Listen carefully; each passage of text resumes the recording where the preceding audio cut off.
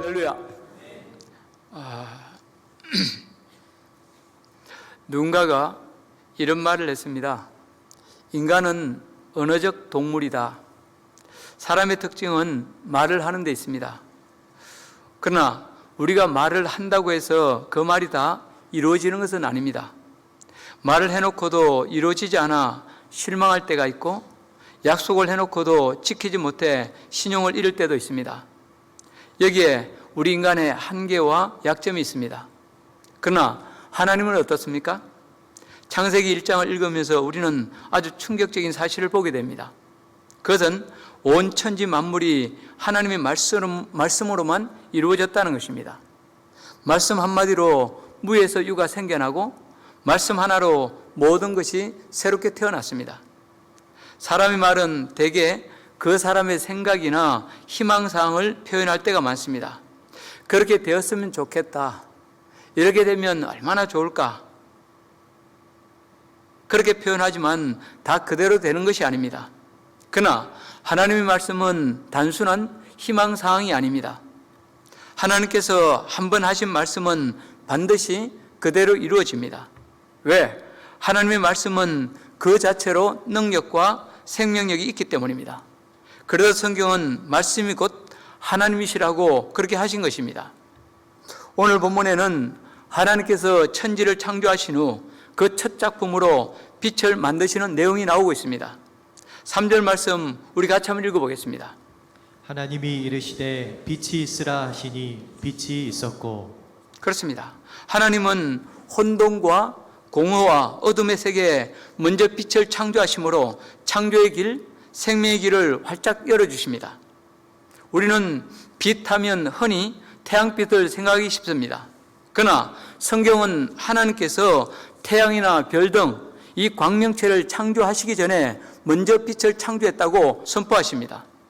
따라서 이 빛은 해와 달이 있기 전부터 존재했던 빛으로 하나님의 빛이라 할 수 있습니다.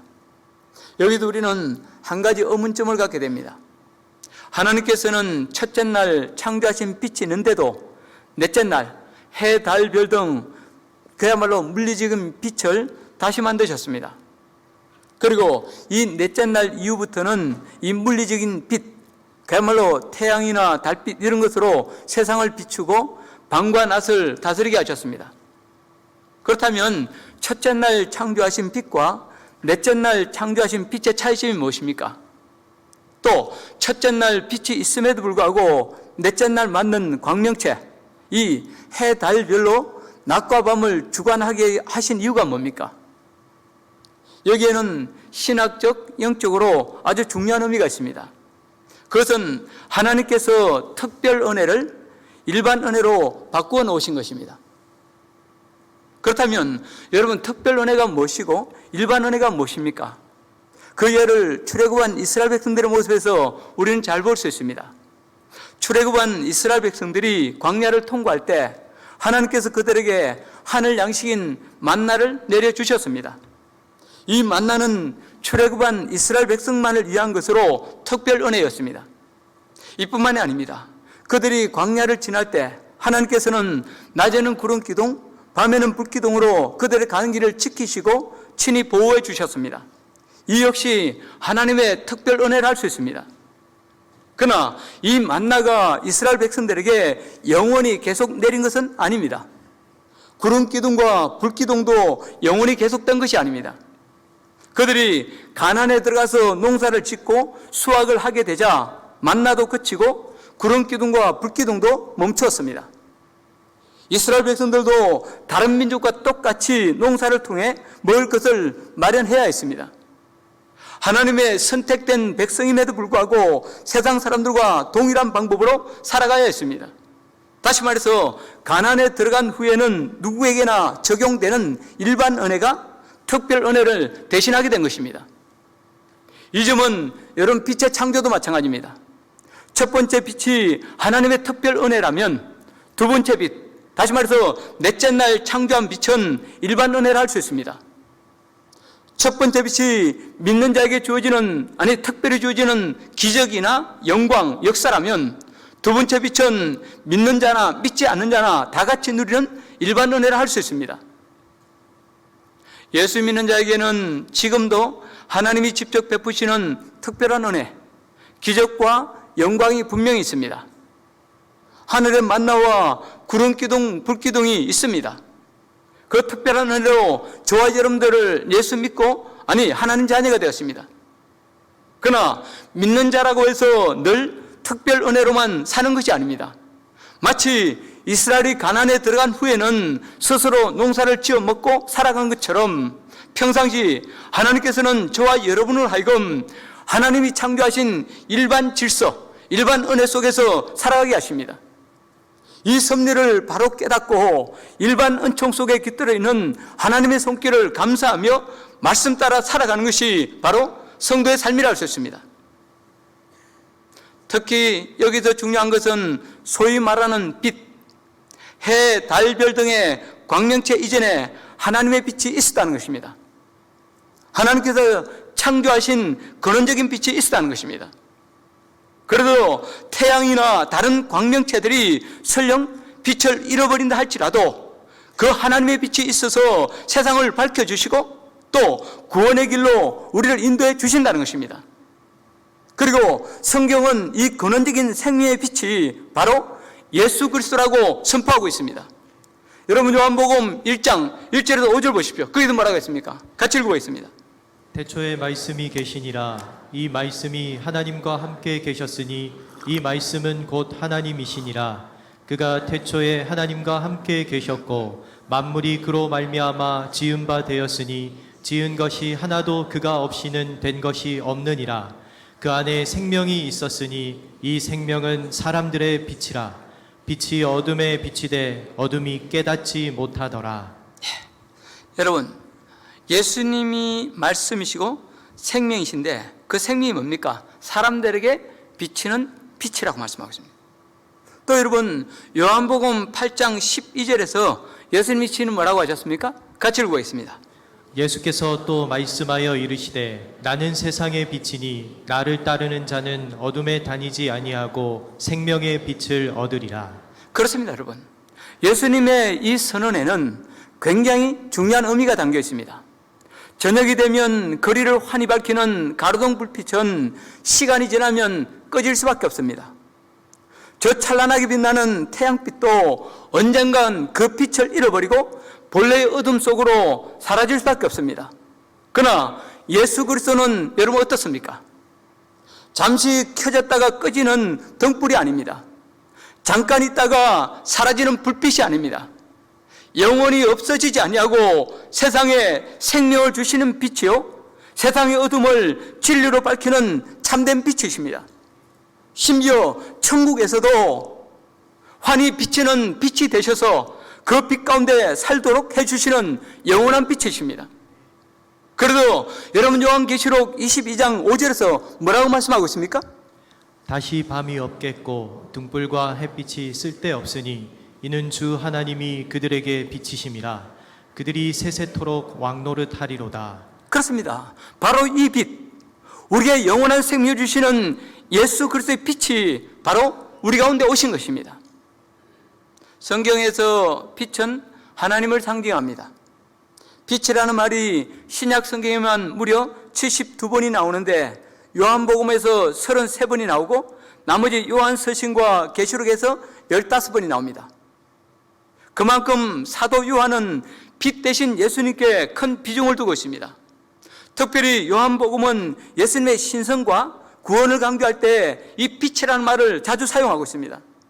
따라서 나는 세상의 빛이라는 선언은 예수님께서 하나님이시요 구원주이심을 온 세상에 천명하신 것입니다. 그렇다면 예수님께서 이 세상에 빛으로 오신 이유가 무엇입니까? 아니, 예수님께서 나는 세상의 빛이라고 선언하신 것과 오늘 저와 여러분 사이에는 어떤 관계가 있습니까? 그 답은 다음 두 가지입니다. 첫째, 예수님이 빛으로 오신 것은 우리에게 구원과 생명을 주시기 위해서입니다. 빛의 역할은 어둠을 걷어내고 밝히 보게 하는 것입니다. 또 세상에 생명을 주는 것입니다. 그래도 맨 먼저 빛을 만드셨습니다. 창세기 1장 3절 5절 말씀 우리 한번 같이 읽어보겠습니다. 하나님이 이르시되 빛이 있으라 하시니 빛이 있었고 하나님이 빛을 낮이라 부르시고 어둠을 밤이라 부르시니라. 저녁이 되고 아침이 되니 이는 첫째 날이니라. 지난주에 살펴봤듯이 여러분, 이 빛을 만드시기 전 세계는 혼돈과 공허와 어둠 그 자체였습니다. 이 어둠과 혼돈을 몰아내기 위해서는 무엇보다 빛이 필요했고, 빛이 들어오자 어둠이 떠나고 생명의 역사가 시작되었습니다. 그렇습니다, 여러분. 우주 만물에 깃든 혼돈과 어둠을 몰아내기 위해 빛을 만드신 하나님께서 우리의 죄와 우리의 어둠을 몰아내기 위해 예수님을 이 세상에 보내셨습니다. 그리고 오신 예수님, 빛 대신 예수님은 죄짐에 눌려 방황하고 있는 우리 인생들에게 빛과 구원, 생명을 주셨습니다. 따라서 우리는 구원의 빛 대신 예수님을 밝히 보고 그 예수님을 믿기만 하면 그때부터 주께서 친히 내 안에 있는 무지와 혼돈, 어둠을 몰아내 주시고 빛과 새 생명 가운데 걸어갈 수 있게 해주십니다. 제가 어려서 시골에 살 때, 시골집에 살 때 저녁만 되면 쥐들이 이 천장 위를 우당탕탕하고 뛰어다녔습니다. 그 쥐들을 쫓아내려고 갖은 방법을 다 써도 소용이 없습니다. 소리를 지르고 빗자루나 막대기로 천장을 쳐도 그때 잠시뿐, 조금만 지나면 다시 뛰어다녀서 잠을 못 자게 만들었습니다. 그런데 이런 경우 쥐를 쫓아내는 좋은 방법이 하나 있습니다. 그 방법은 불을 켜는 것입니다. 그러면 그토록 쿵쾅거리며 뛰어다니다가도 갑자기 조용해집니다. 쥐들이 빛을 피해서 어디론가 도망가 버린 것입니다. 우리 안에는 어둠과 혼돈의 세력을 몰아내는 것도 마찬가지입니다. 나의 능으로도 안 되고 내 지혜로도 안 됩니다. 대신 빛을 비추면 됩니다. 내 안에 말씀의 빛, 성령의 빛을 밝히면 어둠의 세력은 자연스럽게 물러가게 됩니다. 여러분, 현대인들을 보십시오. 요즘 사람들은 과거 어느 때보다도 많이 소유하고 많이 누리고 또 자유롭게 살아가고 있습니다. 그야말로 인간성이 최고조로 발휘되는 그런 시대를 걸어가고 있습니다. 그러나 우리의 내면은 어떻습니까? 영적인 공허와 혼돈, 질병과 미래에 대한 불안, 각종 사고와 죽음의 공포, 관계의 갈등 등등 온갖 어둠과 혼란이 과거 어느 때보다도 더 큰 무게로 우리의 삶을 짓누르고 있습니다. 그래도 정말 많은 사람들이 영적 자유를 억압당한 채 혼돈과 스트레스, 공포에 떨고 있습니다. 그런데 여러분, 빛이 없는 곳에는 단순히 이 단순한 혼돈과 어둠만 있는 것이 아닙니다. 거기에는 반드시 어둠의 세력, 다시 말해서 마귀의 세력이 진을 치고 있습니다. 그러다 보니 얼마나 많은 사람들이 이 마귀의 정죄에 빠져서 열등감에 사로잡히고 병들고 스스로를 자학하고 또 죄책감의 노예로 살아가고 있는지 모릅니다. 그러나 하나님의 말씀이 우리 마음에 비치면 어떻습니까? 빛 대신 예수 그리스도께서 저와 여러분 안에 오시면 어떻게 됩니까? 그때부터 어둠의 세력은 물러가게 됩니다.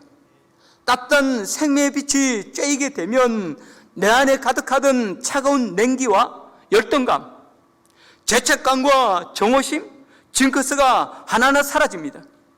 대신 빛 대신 주님이 주시는 기쁨과 평화, 감사와 진정한 자존감이 내 안에 자리 잡게 됩니다. 이것이 바로 빛 대신 예수 그리스도의 권능이요 역사입니다. 오늘날 주위를 돌아보면 참 많은 사람들이 무거운 사슬로 몸을 칭칭 감은 채 힘들게 살아가고 있습니다. 교회를 올 때도 온갖 사슬을 잔뜩 감은 채 옵니다. 지은 죄에 대해 이미 회개했음에도 불구하고 그 죄가 여전히 나를 지배하고 있습니다. 타인과의 관계가 조금만 힘들어지면 그것이 나를 지배해버립니다. 과거의 실패가 내 목덜미를 잡고 계속 나를 지배합니다. 또 누군가에게 좋지 않은 말이나 소문을 들으면 그것이 나를 지배해버립니다. 그래서 우리는 믿노라 하면서도 수많은 사슬과 올무를 몸에 감은 채 그 때문에 고통하고 괴로워합니다.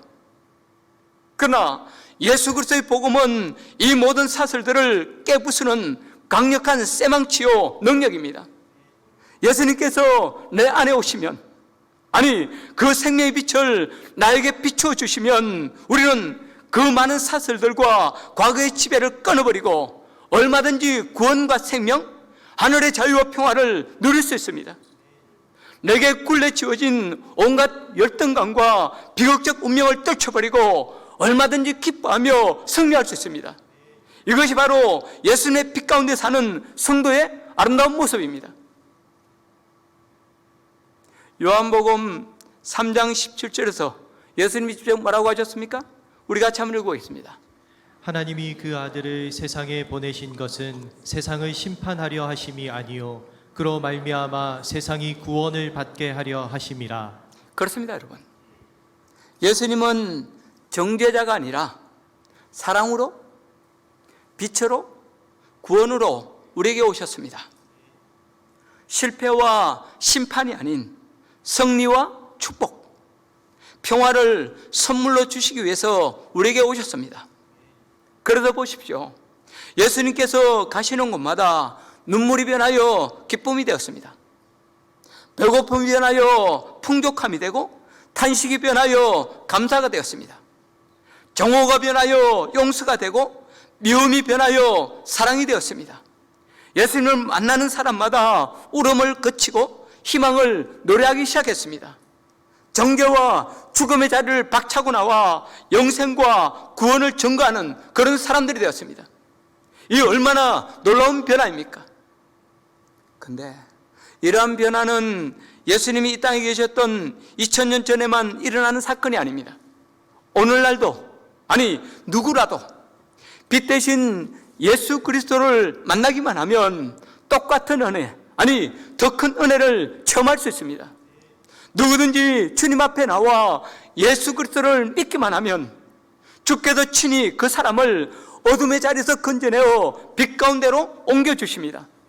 생명 되신 주님의 말씀을 받아들이기만 하면 내 안에 있는 온갖 정오와 혼돈, 공허와 상처를 싸매주시고 대신 빛과 사랑으로 충만한 하나님 자녀 되게 해주십니다.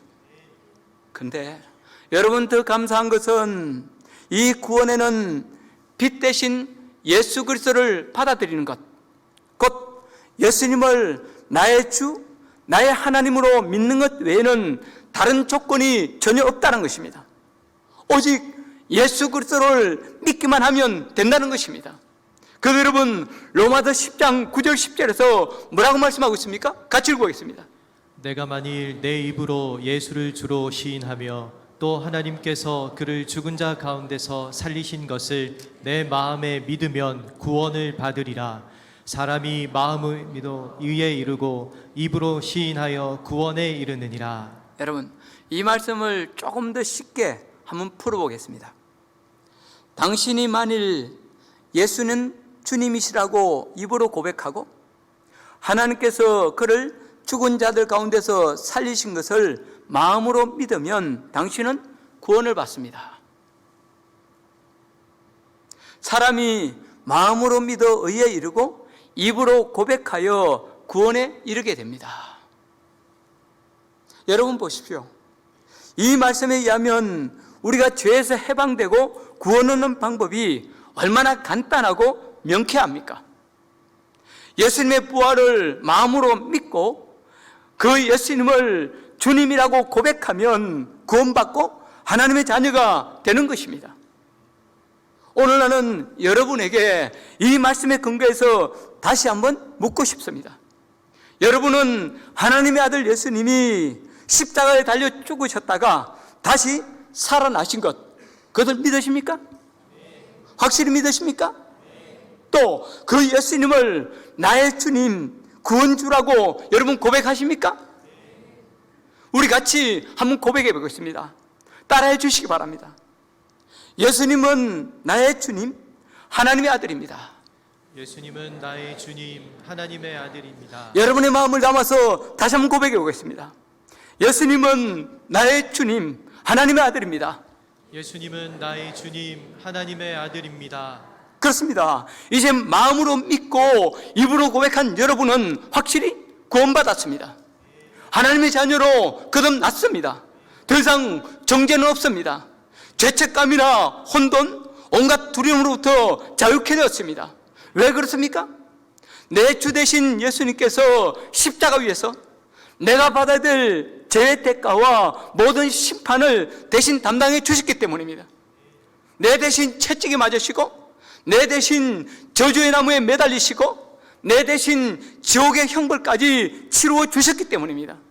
그리고 마침내 죽음을 이기고 부활하심으로 모든 죄와 사망의 올무를 깨트리시고 완전한 승리와 구원을 우리에게 주셨기 때문입니다. 오늘 예배하는 저와 여러분 모두 생명의 빛 대신 예수님을 믿고 따라감으로 더 이상 죄의 종로로 하지 아니하고 참된 승리와 영생의 주인공으로 다 설 수 있기를, 우뚝 설 수 있기를 주의 이름으로 축복합니다. 두 번째로, 예수님이 빛으로 오신 것은 우리를 진리 가운데로 인도하시기 위해서입니다. 빛으로 오신 예수님은 저와 여러분을 향해서 나를 따라오라고 말씀하십니다. 근데 이처럼 나를 따르라고 하실 때는 중요한 전제가 하나 있습니다. 그것은 우리가 예수님을 따르기만 하면 그 다음은 예수님이 알아서 책임을 져 주신다는 것입니다. 그래도 요한복음 8장 12절에서 예수님이 직접 뭐라고 하셨습니까? 같이 읽어보겠습니다. 예수께서 또 말씀하여 이르시되 나는 세상의 빛이니 나를 따르는 자는 어둠에 다니지 아니하고 생명의 빛을 얻으리라. 나는 세상의 빛이니 나를 따르는 자는 뭐라고요? 어둠에 다니지 아니하고 생명의 빛을 얻으리라. 여러분, 어둠은 뭡니까? 우리 마음을 지배하는 모든 심령적인 죄들을 말합니다. 그렇죠? 나의 삶을 괴롭게 하고 어둡게 하고 아프게 만드는 것들을 의미합니다.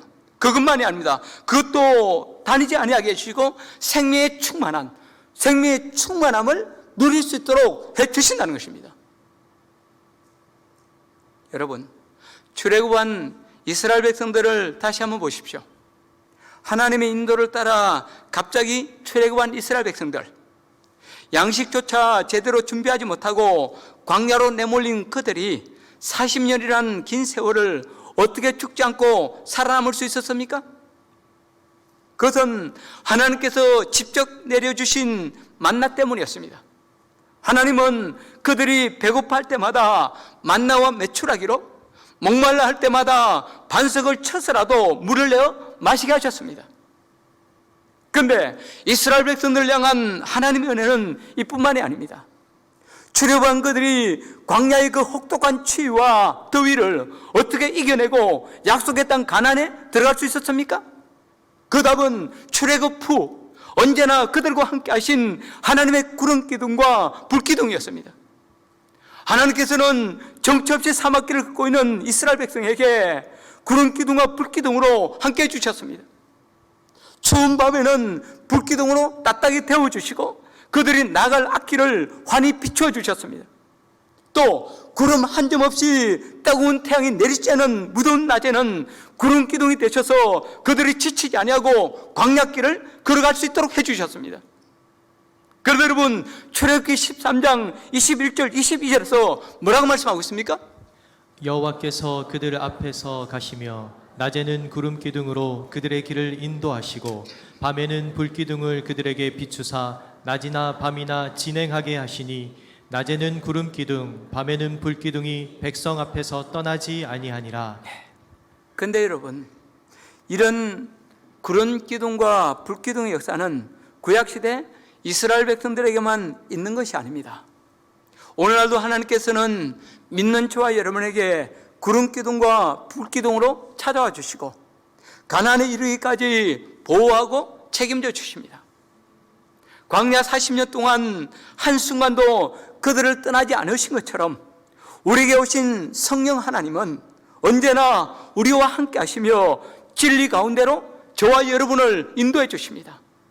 그래도 예수님 안에 있으면 언제나 안전합니다. 예수님을 믿고 예수님을 따르기만 하면 앞날에 대해서 조금 더 걱정할 필요가 없습니다. 여러분, 혹시 광야나 사막에 나가보신 적 있습니까? 수년 전 성지순례를 갔을 때 이집트에서 육로로 이스라엘로 들어간 적이 있습니다. 그때 시나이 반도, 곧 사막 지역을 통과한 적이 있는데 너무너무 삭막하고 뜨겁기 그지없었습니다. 그곳에서 유목 생활하는 베두인들을 보면서 그 척박한 땅에서 삶을 영위한다는 것 자체가 신기할 정도였습니다. 어떻게 여기서 살지? 큰 사막의 경우 가도 끝이 없습니다. 또 그 길이 그 길 같아 어디로 가야 할지 분별하기 어렵습니다. 또 길이 있는 것 같아도 발음 한번 풀어버리면 그 길은 어디로 간지 사라지고 없어집니다. 그래도 사막에 들어갈 때 가장 큰 위험은 방향 감각을 잃어버리는 것이라고 합니다. 실제로 사막을 여행해 본 사람들에 의하면 사막에 차를 가지고 1km 이상만 들어가도 벌써 겁이 난다고 합니다. 차가 고장이라도 나든지 길을 잃어버리면 어떡하는 그 본능적인 두려움이 작용하기 때문입니다. 비록 사막은 아니라도 오늘 우리의 삶도 크게 다르지 않습니다. 살다 보면 모든 것이 사막처럼 혼란하고 암담할 때가 있습니다. 어디로 가야 할지 앞길이 잘 보이지 않을 때가 있습니다. 그게 그거 같고 무엇이 옳은지 잘 분별이 되지 않습니다. 대학은 가야겠는데 어느 대학, 어떤 과를 지원할지 막막합니다. 결혼이나 취직 문제도 마찬가지입니다. 어떤 회사에 들어가야 할지, 어떤 사람을 만나 결혼해야 될지 막상 닥치면 갈피를 잡을 수가 없습니다.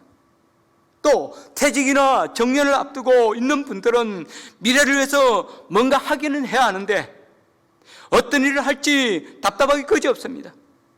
그 외에도 당장 눈앞에 닥친 문제나 꼬인 관계는 어떻습니까? 나름 해결책을 생각하고 머리를 굴려보지만 고민만 더 깊어지고 스트레스만 쌓일 뿐입니다. 그래도 믿노라 하면서도 마치 사막 한가운데 버려진 것처럼 느껴지거나 자신의 한계 안에 마냥 주저앉아 있을 때가 얼마나 많습니까? 그러나 여러분이 이럴 때 우리가 해야 할 일이 하나 있습니다. 아니, 반드시 해야 할 일이 있습니다. 그것은 나를 따라오라, 나를 따라오라고 부르시는 주님의 음성을 듣는 것입니다. 다시 말해서 문제가 생길 때는 그냥 잊지 말고 지금까지 배운 말씀과 말씀의 가르침을 최대한 활용해서 무엇이 하나님의 뜻인가를 분별하시기 바랍니다. 그런데도 잘 분별이 되지 않습니까? 그때는 조용히 하나님 말씀으로 돌아가십시오. 말씀을 읽고 말씀을 듣고 묵상하며 주님께 길을 보여달라고, 어디로 가야 할지 가르쳐달라고 기도하십시오. 그리고 가장 세미하게 부르시는 주님의 음성을 듣고 그 길을 따라가십시오. 내 생각이나 환경과 다르다 할지라도 일단 순종의 걸음을 한 걸음 한 걸음 내딛으십시오. 그러면 그 다음부터는 하나님이 알아서 구름과 불기둥으로 인도해 주십니다. 아니, 저 천국에 이를 때까지 책임지고 역사해 주십니다. 이것이 바로 빛 대신 주님과 동행하는 우리 그리스도인의 삶입니다. 지금까지 살아오면서 인생을 지혜롭게 사는 비결을 하나 터득한 것이 있습니다. 살다 보면 문제는 대개 한꺼번에 터질 때가 많습니다. 아마 여러분도 그럴 겁니다. 그때마다 그 많은 문제들 앞에서 당황할 때가 얼마나 많습니까?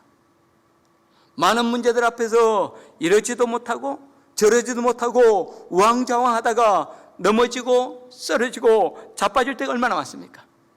그때 저는 제 생각들과 문제들을 가장 단순하게 만듭니다.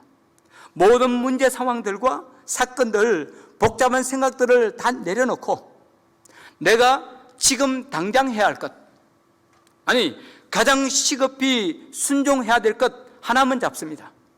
그리고 그 일을 해나가다 보면 다른 문제들까지 풀려 있는 것을 체험할 때가 많습니다.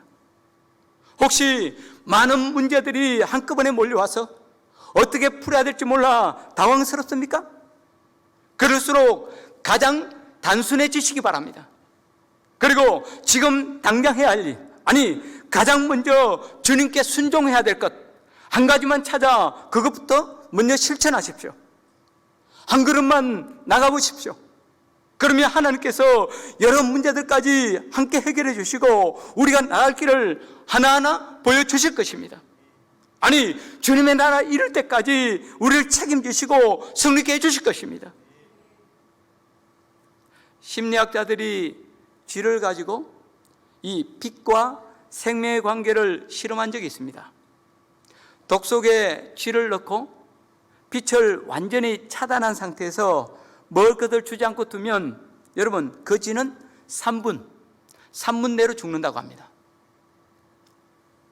그런데 똑같이 독 속에 쥐를 넣어도 그 속에 한 줄기 빛을 비춰주면 먹을 것을 주지 않아도 36시간을 생존한다고 합니다. 여러분, 3분과 36시간입니다.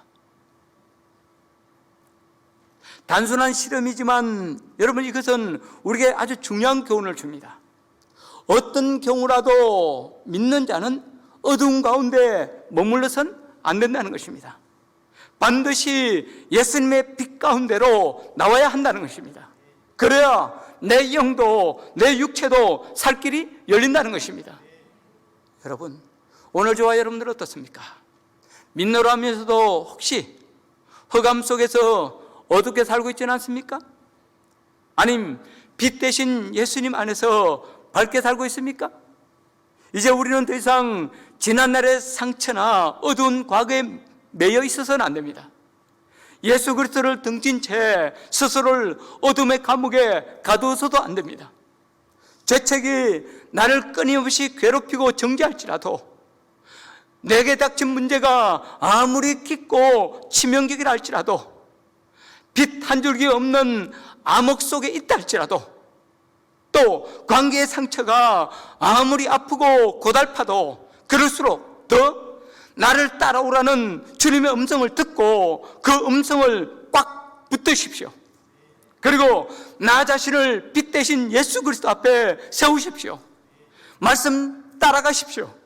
그러면 진리에 마침내 서게 되고 옛날과 전혀 다른 길이, 다른 살 길이 여러분 앞에 열리게 될 것입니다.